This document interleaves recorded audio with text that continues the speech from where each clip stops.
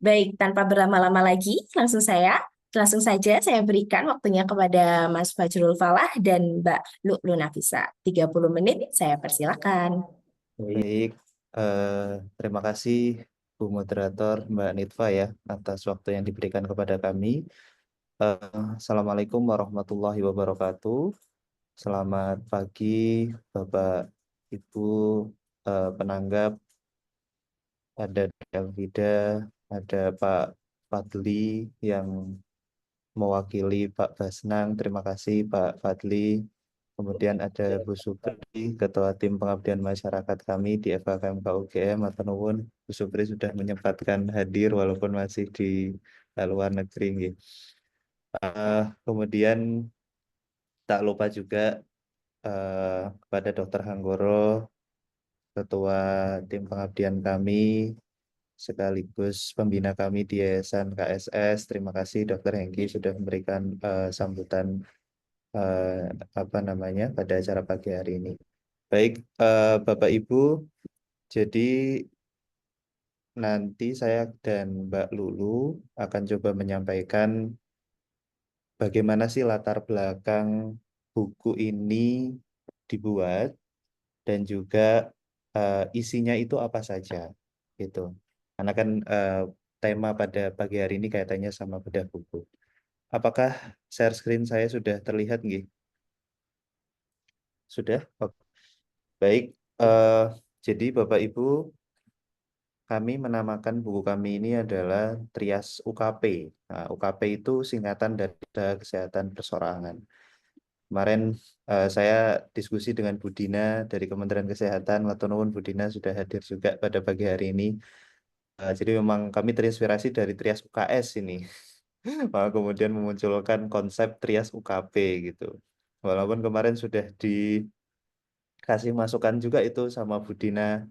Mas, ini referensi di bukunya kurang update gitu. Oh nggih, enggak apa-apa Bu. Malah alhamdulillah niki karena kementerian sakit hadir memberikan masukan. Nah, ini kan nanti akan jadi perbaikan-perbaikan juga untuk kami gitu.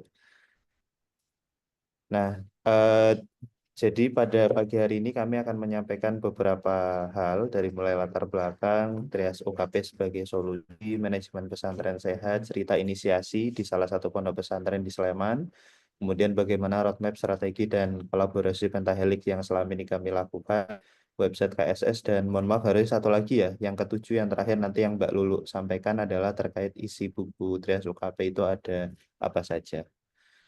Jadi Bapak Ibu, seperti yang kita ketahui bersama bahwa eh, apa namanya data dari Kementerian Kesehatan, walaupun ini masih lama ya, mungkin nanti kami perlu perbaharui bahwa prevalensi skabies itu kurang lebih mencapai 84,8% di sekolah asrama gitu. Dan selain skabies, ada berbagai macam penyakit kulit lainnya, serta beberapa penyakit lain seperti diare, DB, malaria, ISPA, dan TB juga. Kami juga cukup sedih kemarin ada salah satu pondok pesantren di DIY yang eh, terkena outbreak TB. Nah, ini kan juga menjadi salah satu perhatian kami juga. Mudah-mudahan ke depan tidak ada lagi. Nah, tapi yang menarik Bapak Ibu, perkembangan zaman tidak hanya sekarang penyakit fisik yang menular, tapi juga tidak menular, itu mulai muncul pada anak-anak sekaligus terkait dengan mental, yang akhir-akhir ini marak di pesantren, kaitannya dengan bullying dan lain sebagainya. Padahal pesantren, seperti yang kita tahu, adalah salah satu lembaga pendidikan terbesar dan tertua di Indonesia.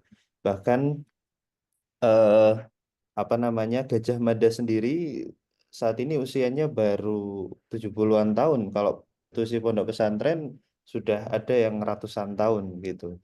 Seperti di Probolinggo, tempatnya Ki Hasan Besari itu sudah ratusan tahun yang lalu. Eh, dan saya kira Bapak Ibu juga sepakat bahwa pondok pesantren ini tidak fokus pada mencerdaskan santri dengan ilmu pengetahuan, tapi juga membekali santri-santrinya dengan pembekaran karakter berupa adab. Makanya saya ingat banget dulu ketika pertama kali menyantri juga ilmu yang harus dipelajari itu adalah taklim muta'alim yang di dalamnya banyak terkait dengan adab-adab.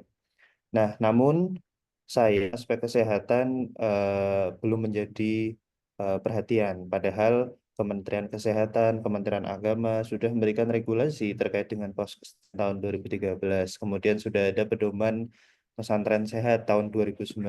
Kemudian dari Kemenak juga saya kira sudah memberikan eh, apa namanya beberapa regulasi juga kaitannya dengan pesantren sehat yang sifatnya UKBM ya atau usaha kesehatan berbasis masyarakat. Nah, untuk itulah kader santri hadir sejak 2022 yang kita punya mimpi untuk kemudian bareng-bareng bagaimana membentuk sistem kesehatan di pesantren. Nah, tadi ya problem utama, tadi Dokter Enggi juga sudah sempat menyampaikan ya bahwa masih ada stigma sampai dengan sekarang. Dari dulu saya mondok sekitar eh, di 15 tahun yang lalu sampai dengan sekarang masih ada. Nek durung gudiken, durung mondok gitu. Atau kalau belum kena skabies ya belum mondok. Kemudian ada keterbatasan sumber daya gitu, baik SDM, sarana prasarana maupun aspek sanitasi. Dan bukan tanpa sih sebenarnya, sudah ada solusi, tapi selama ini tidak sifatnya continue atau hit and run. Jadi hanya mungkin beberapa dari kita, akademisi ataupun komunitas datang memberikan penyuluhan, tapi kemudian tidak ada program secara kontinu. Nah, maka dari itu kami menelurkan konsep yang kami namai Trias UKP atau Usaha Kesehatan Pondok Pesantren yang harapannya bisa jadi solusi lanjutan. Yang pertama, kami menginisiasi pos kesren atau pos kesehatan pesantren yang sifatnya UKBM lebih ke promotif preventif yang sudah ada regulasinya di Peraturan Menteri Kesehatan Nomor 1 Tahun 2013 dan saya kira di Undang-Undang Kesehatan baru tahun 2023 serta Peraturan Pemerintah tentang Kesehatan tahun 2024 itu juga makin dikuat gitu. Jadi matur nuwun untuk Kementerian Kesehatan juga karena sudah memasukkan isu ini dalam regulasi yang baru. Ada juga dari panduan apa peningkatan hidup bersih dan sehat pesantren dari Kemenak tahun 2022. Kemudian eh, setelah pos kesehatan itu berdiri sebagai unit, maka siapa yang mengelola? Nah, maka dari itu kami memberdayakan santri sebagai kader kesehatan. Jadi santri yang nantinya jadi kami namakan kader santri sehat itu adalah santri yang sudah kami latih gitu. Dari mulai apa namanya terkait dengan penanganan pertama, kemudian apa namanya kalau di Asalafiyah itu karena kemarin berdasarkan survei yang salah satu jadi masalah adalah skabies dan juga mental health, maka kami ajari juga manajemen skabies tentang apa konselor sebaya untuk menangani kesehatan mental itu. Terus bagaimana kami latih mereka juga untuk menjadi penyuluh-penyuluh kepada santri-santri yang lain gitu, terutama bagi eh, siswa-siswa baru ya yang masuk ke lingkungan pondok pesantren. Nah, kemudian setelah unitnya ada, setelah kader kesehatannya ada, maka program kesehatan. Nah, program kesehatan inilah yang tadi ya sifatnya lebih ke preventif dan promotif itu tentunya juga sesuai dengan kebutuhan pesantren. Maka dari itu di awal perlu adanya asesmen atau kajian gitu. Nah, eh, ya itu tadi. Jadi sebenarnya kegiatan KSS itu bahkan sebelum di Asalafiyah kami sudah melakukan kegiatan tahun 2021. Tapi waktu itu sifatnya lebih ke penanganan terkait COVID gitu. Nah, kemudian 2022, 23, 24 kami ada kegiatan di As-Salafiyah Melangi dan per tahun ini awal tahun kami sudah menjadikan pengabdian masyarakat ini sebagai yayasan yang fokus pada tiga usaha kesehatan di pesantren atau kami singkat 3SP. Nah, kami mempunyai visi untuk meningkatkan status kesehatan di pondok pesantren melalui implementasi TRIAS UKP dan misinya memberdayakan kesehatan santri sebagai pengelola pos kesehatan pesantren dan pelaksana program kesehatan yang sifatnya promotif dan preventif di pondok pesantren.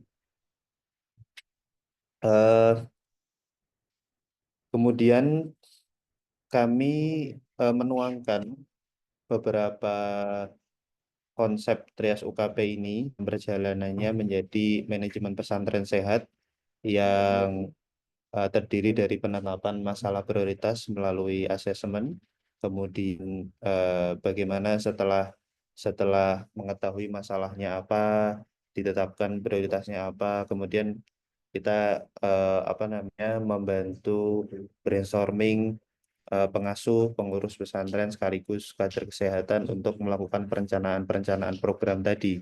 Nah, kemudian setelah direncanakan tentu diimplementasikan sesuai dengan perencanaan dan bagaimana kita memonitoring dan evaluasinya. Oke, ini mungkin kita lewati saja. Jadi eh, apa namanya? eh, Tentu kami selama ini juga berpegang pada pedoman yang sudah disampaikan oleh Kementerian Kesehatan dan Kementerian Agama, bagaimana apa namanya? Ada yang namanya musyawarah masyarakat pesantren tadi itu ya untuk kemudian merencanakan programnya apa gitu. Tapi yang pasti kalau menurut kami di awal itu perlu ada komitmen dulu untuk mendirikan Poskestren sebagai unit gitu. Baru kemudian kita melakukan apa namanya pelatihan kader, kemudian ada asesmen, perencanaan, kemudian program kesehatan seperti itu. Nah, ini beberapa implementasi yang apa namanya kami lakukan juga di salah satu pondok pesantren di Melangi dan tentunya di akhir perlu adanya monitoring dan evaluasi sesuai dengan indikator ketercapaian serta kita juga perlu merumuskan tiap tahun bagaimana rencana tindak lanjut ke depan gitu. Nah, ini cerita inisiasi kami. Jadi kami mulai tahun 2022. eh, Barangkali di sini ada Ninghil ya dari Pondok Pesantren Salafiyah atau teman-teman yang lain. Terima kasih sudah hadir juga. Dan kami juga mengucapkan terima kasih kepada Pondok Pesantren Salafiyah 2 Melangi yang telah sama-sama berkomitmen dari awal. Karena tanpa komitmen pengasuh, saya kira juga kegiatan kami tidak ada artinya gitu. Dan makanya kemudian ketika eh, kemarin menyampaikan materi tentang manajemen pesantren sehat di Dinas Kesehatan Sleman yang mengundang beberapa pondok pesantren di Sleman serta beberapa waktu lalu juga kami menyampaikan manajemen pesantren sehat di Tasikmalaya. Kami menyampaikan bahwa paling utama adalah komitmen pengasuh itu.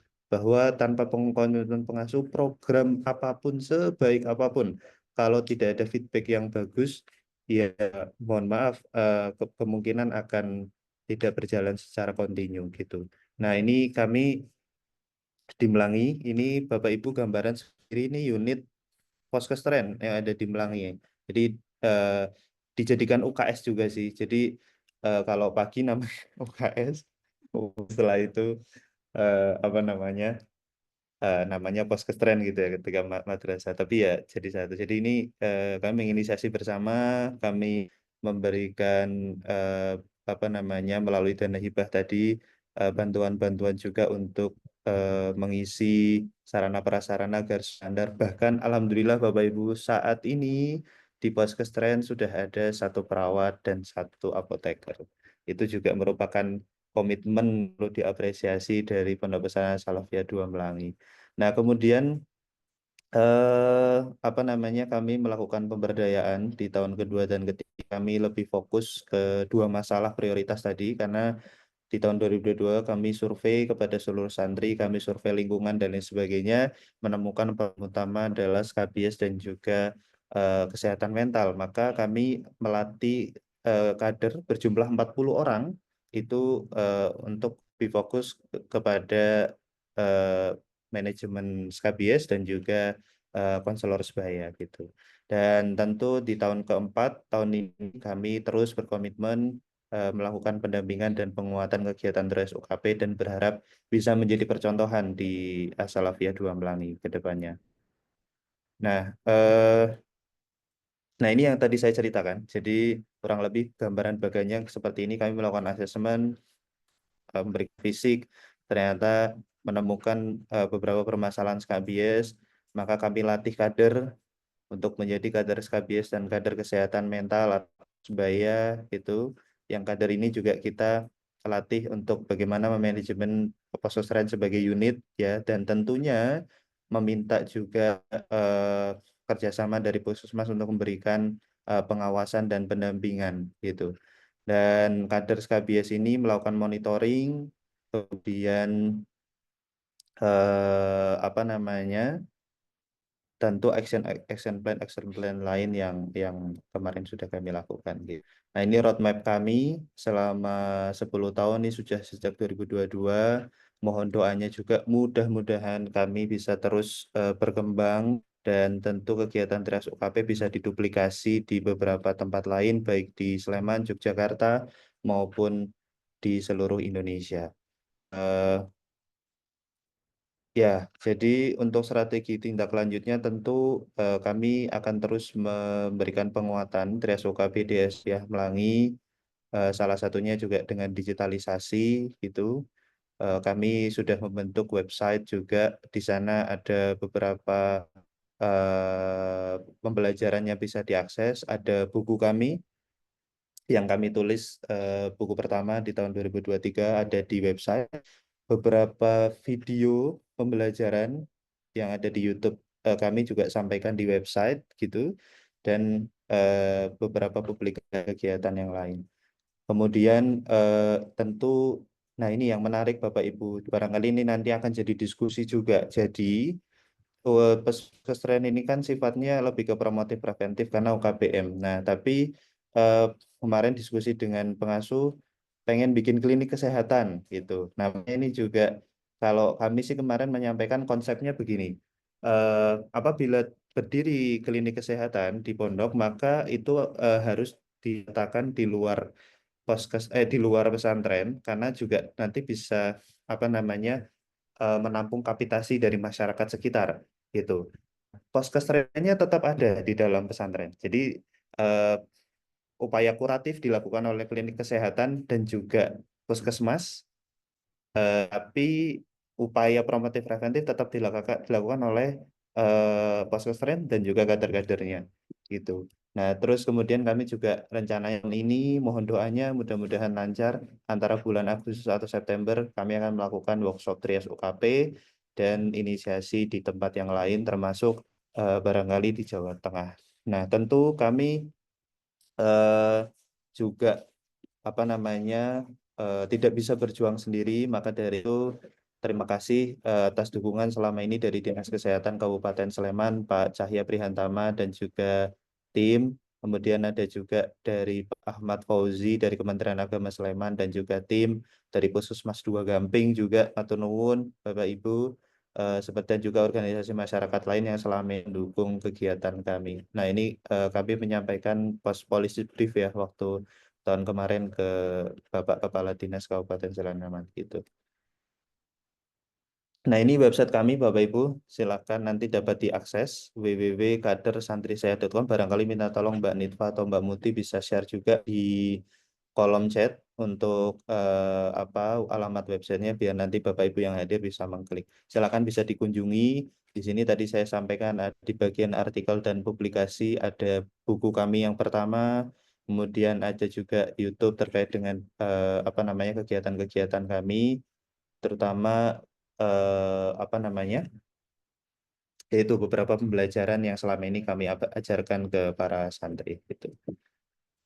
Nah, ini contoh regulasi. Jadi ini salah satu contoh kami juga berterima kasih sekali ya kepada pemerintah setelah ada pesantren kemudian di beberapa daerah muncul beberapa regulasi pesantren, misalkan contohnya ini di Perda Jateng nomor 10 tahun 2023, tentang fasilitasi dan sinergitas pengembangan pesantren gitu. Dan kemudian dituangkan dalam Pergub Jateng nomor 17 tahun 2025 ini baru banget kami baru mendapatkan juga di salah satu tim Pak Wakil Gubernur Jawa Tengah Gus Tad Yasin. Eh, dan rencananya dalam waktu dekat kami juga akan sowan ke Semarang, ke Jawa Tengah. Ini juga ada Mbak Nailul Husna, teman-teman impresif santri. Ayo kita kolaborasi, Mbak Husna. Kita bareng-bareng menghadap Pak Wagub untuk nanti mengembangkan kegiatan Trias UKP juga barangkali di daerah Jateng. Karena sangat jelas juga aspek-aspek kesehatan sudah masuk dalam regulasi pesantren ini. Oke. Untuk selanjutnya, Mbak Lolo. Baik, terima kasih Mas Fajrul atas kesempatannya. Eh, Mohon izin Bapak Ibu semuanya, teman-teman dari Kadin Santri Sehat dan juga Bapak Ibu peserta Zoom pada hari ini. Assalamualaikum warahmatullahi wabarakatuh. Ya, Waalaikumsalam warahmatullahi wabarakatuh. Alhamdulillah, senang sekali pada pagi hari ini berkesempatan ya saya diajak langsung oleh Mas Fajrul untuk kemudian bersama-sama membedah buku yang telah kami susun. Ini merupakan kolaborasi yang sangat luar biasa. Sekali lagi juga terima kasih atas kesempatannya kepada kader santri sehat dan juga dari teman-teman impresif santri atas kesempatan dan juga ilmu-ilmu yang telah dibagikan kepada kami, para volunteer, para relawan, dan juga para santri pada khususnya. Saya akan melanjutkan tadi kaitannya dengan apa yang telah disampaikan oleh Mas Fajrul. Namun sebelumnya mungkin tak kenal maka tak sayang ya, ta'aruf gitu ya.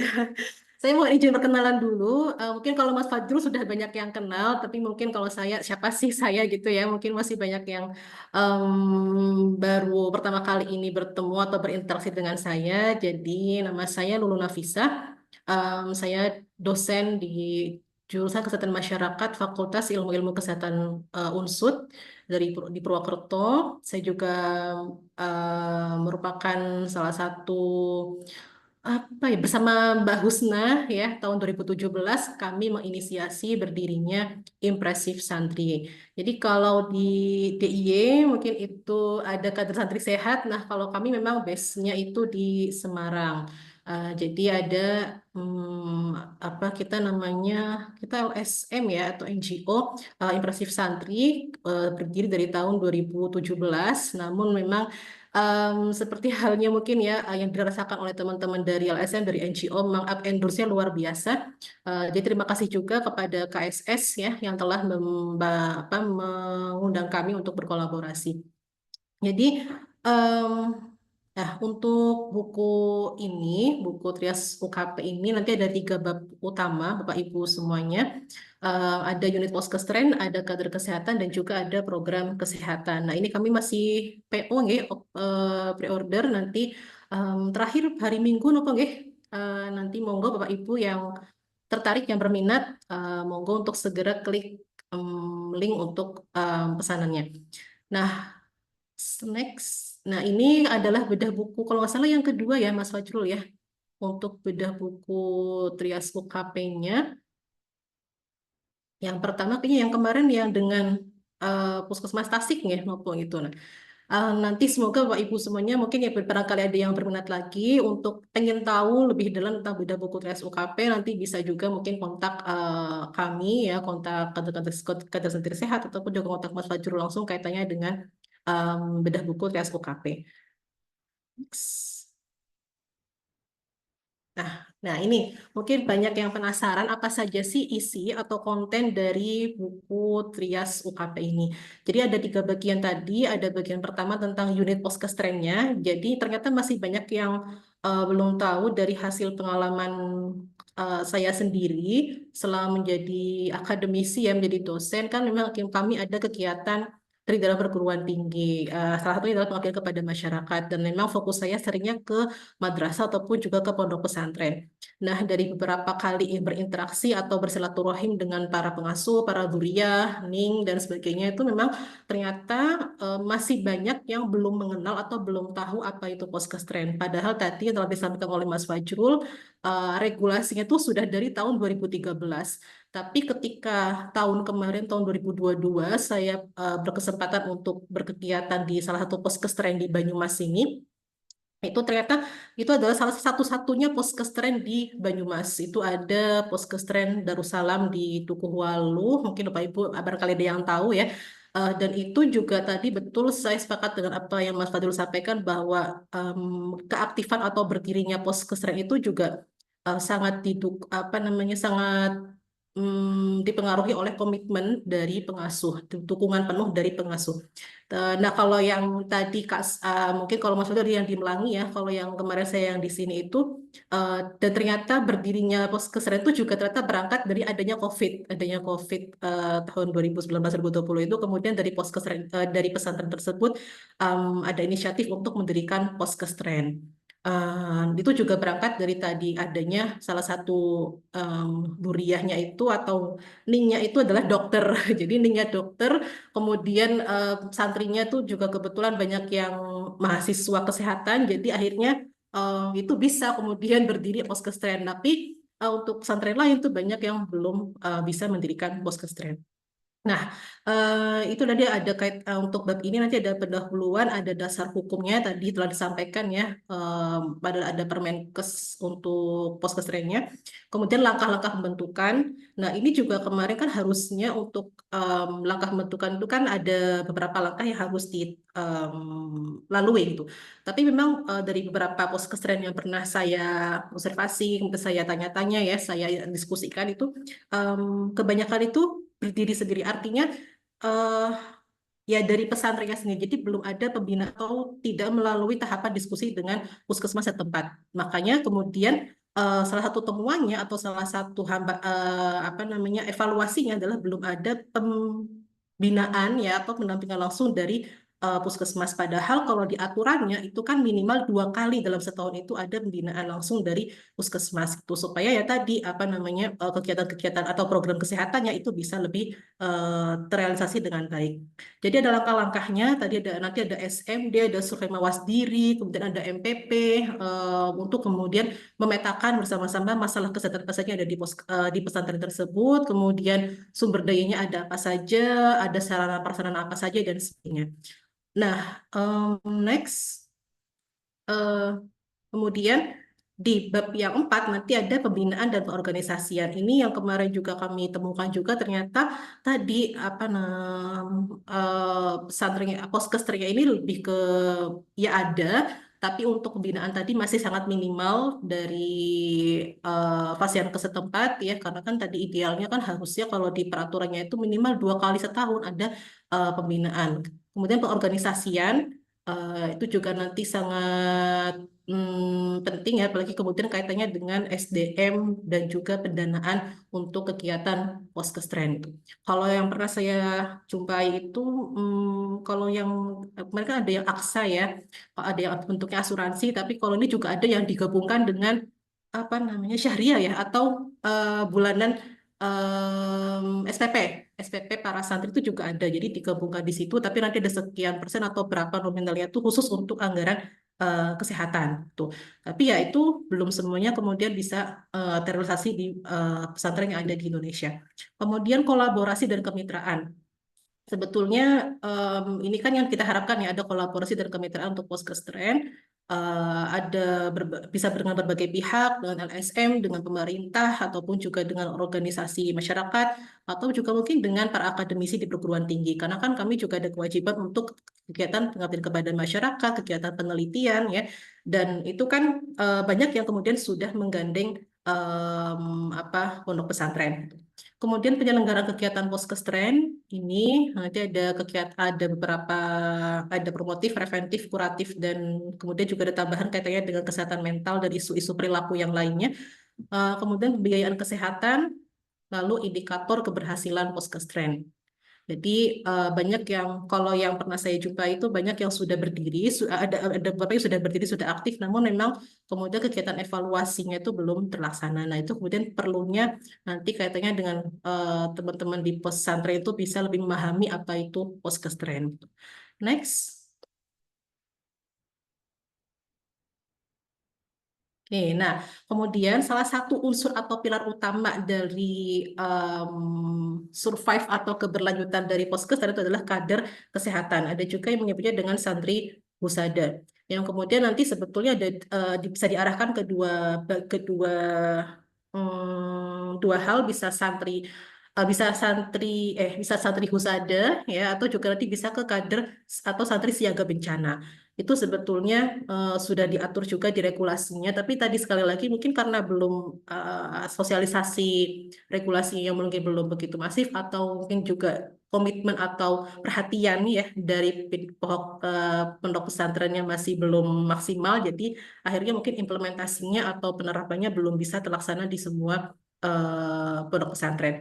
Nah, untuk kader kesehatan nanti dijelaskan dulu kaitannya dengan pendahuluan, kemudian peran dan tanggung jawabnya, apa sih peran dari masing-masing kader, langkah pembentukannya bagaimana, apakah sistemnya adalah open recruitment, apakah kemudian nanti mereka seperti melamar kerjaan dan sebagainya, ya. Itu sebenarnya sudah ada semua juga di peraturan juga sudah ada dan dipertegas lagi atau kemudian dibuat seoperasional mungkin di buku ini, di buku Trias UKP. Nah, lalu ada keterampilan kader santri sehat, apa saja sih skill yang diperlukan, dan juga kemudian terkait dengan pelatihan atau orientasi untuk kader kesehatan. Jadi, kalau yang pernah pengalaman dari yang pernah saya dapatkan, jadi ada yang sistemnya itu adalah oprek, jadi dari Ponpes itu sudah menunjuk ketuanya, ketua poskesrennya. Kemudian dari ketua poskestra itu nanti ada pengurus inti dan kemudian mereka nanti membuka oprek untuk menjadi kader kesehatan. Nah, dari yang pernah saya ini untuk apa namanya, untuk kadernya itu ya yang daftar itu kebanyakan yang mereka tuh yang mereka itu adalah mahasiswa kesehatan itu, jadi ada yang keperawatan, ada kesehatan masyarakat. Nah, sementara sebetulnya kalau apa ya, kompetensi atau keterampilan kader yang diharapkan di sini itu kan bukan hanya yang dari bidang kesehatan, tapi juga bisa dari semuanya, lebih ke arah komitmen atau motivasi dari santri tersebut untuk bisa menjadi kader santri sehat gitu. Karena sebetulnya kalau mahasiswa kesehatan kan juga sibuk ya, jadi sebetulnya kita juga sangat mengharapkan dari santri yang lain ya itu juga untuk bisa terlibat menjadi kader santri sehat. Nah, maka dari itu sebelum poskestra itu mulai beroperasi nanti ada pelatihan atau ada orientasi untuk kader santri sehat. Nah, pengalaman yang pernah saya dapatkan itu juga ternyata masih banyak kader santri saat ini yang belum mendapatkan pelatihan dasar mengenai apa itu poskestren. Sehingga ketika kami tanyakan ya, itu ya mereka belum paham gitu apa itu poskestren. Maka harapannya dengan hadirnya buku ini itu bisa lebih membuka wawasan ya, memberikan insight apa itu poskestren, urgensinya apa, tahapan-tahapannya apa ya, termasuk kemudian komponen pembentuknya dan tip and trick atau strategi supaya bisa tetap survive dan tetap aktif. Next. Nah, ini bagian yang terakhir, ada bagian program kesehatan. Jadi ketika unitnya sudah berdiri, sudah ada kader, maka harapannya program kesehatannya itu bisa berjalan. Sehingga kemudian di bagian ini nanti dijelaskan mulai dari pendahuluan, lalu yang kedua identifikasi masalah kesehatan. Jadi sudah sesuai dengan siklus untuk ini ya, apa pengorganisasian program kesehatan itu mulai dari identifikasi masalah, need assessment, need analysis ya, kemudian ada community diagnosis, sampai kemudian ada perencanaan, jenis-jenis programnya apa saja, dan juga termasuk evaluasi program kesehatan. Kalau yang pernah saya dampingi itu memang upayanya itu lebih ke kuratif, jadi promotif dan preventifnya itu masih belum begitu maksimal. Memang ada upaya untuk, padahal kan setiap ponpes kan sudah ada madingnya ya, bahkan mungkin ada beberapa yang ada tim khusus untuk pers, apa, press ya, untuk jurnalistik di masing-masing ponpes itu kan harusnya juga bisa nanti berkolaborasi dengan pengelola poskestren untuk bisa menyediakan informasi-informasi kesehatan. Itu apalagi kaitannya dengan hoax, misinformasi itu kan juga sangat luar biasa ya yang ada di medsos, sehingga harapannya dengan hadirnya poskestren itu juga nanti bisa memaksimalkan upaya-upaya promotif dan preventif. Lalu ada upaya kuratif dan juga kemudian kaitannya dengan isu-isu lainnya yang sedang hype ya, atau yang sedang tren di sekarang ya, ada isu masalah perilaku, kesehatan, perilaku beresiko, termasuk juga kaitannya dengan kesehatan mental. hasil identifikasi masalah di pesantren kan juga luar biasa ya, baik yang terkait dengan kalau di bidang saya kan ada kesehatan reproduksi. Banyak santri putri itu mengalami anemia, kemudian apa nanti ada juga yang pernah meneliti tentang bullying di pondok pesantren. Jadi bukan ke bullying sih, tapi senioritas ya itu ya termasuk bagian dari bullying itu juga ada temuan terkait dengan itu. Kemudian insomnia juga luar biasa, apalagi santri itu kan jadwalnya padat sekali, ya hafalannya banyak sekali. Kemudian akhirnya ada beberapa yang mengalami kesulitan tidur. Kalau kesulitan tidur, jadwalnya padat, kaitannya dengan hormon, hormon nanti bisa ke siklus menstruasi, siklus haid ya, atau kemudian juga nanti kaitannya dengan produktivitas dari santri di pondok pesantren. Jadi sebetulnya banyak sekali hal-hal yang bisa apa ya dengan hadirnya poskestan itu harapannya bisa membantu meminimalisir atau ya menangani masalah-masalah kesehatan yang sering dilaporkan terjadi di poskesren, baik kaitannya dengan masalah kebersihan, hygiene ya, atau juga isu-isu yang lainnya. Termasuk di yang pernah saya dampingi itu ada poskesren kuratifnya jalan, tapi ternyata untuk kesehatan lingkungannya itu masih banyak temuannya ya, kaitannya dengan masih banyak pesantren yang mengelola sampahnya itu dengan cara dibakar ya, kemudian ya masih banyak yang belum KTR apalagi itu, kemudian kepadatan, lalu sarana kaitannya dengan manajemen kebersihan menstruasi itu juga banyak sekali temuan-temuan yang sebetulnya itu bisa kita ayo bersama-sama nanti bisa dimaksimalkan. Salah satunya ya pertama dengan meningkatkan literasi kaitannya dengan poskestren. Harapannya ya buku ini nanti bisa memberikan tadi ya meningkatkan literasi para para dhuria, para pengasuh, santri-santri dan juga masyarakat lainnya kaitannya dengan poskestren ini. Next. Nah, ini juga ada beberapa testimoni dari berbagai pihak, ada dari eh, Puskesmas, ini ada Mas Doni, kemudian ada dari Kiai Haji Seranuddin, ada dari Gus Akib, ya, itu semuanya alhamdulillah sangat welcome, sangat apa ya mengapresiasi dengan hadirnya buku ini. Juga ada dari Pak Wahyudi dan sebagainya ya, ini nanti Bapak Ibu semuanya juga mungkin barangkali nanti setelah membaca akan memberikan testimoni juga monggo, sangat kami tunggu, sangat kami harapkan. Dan juga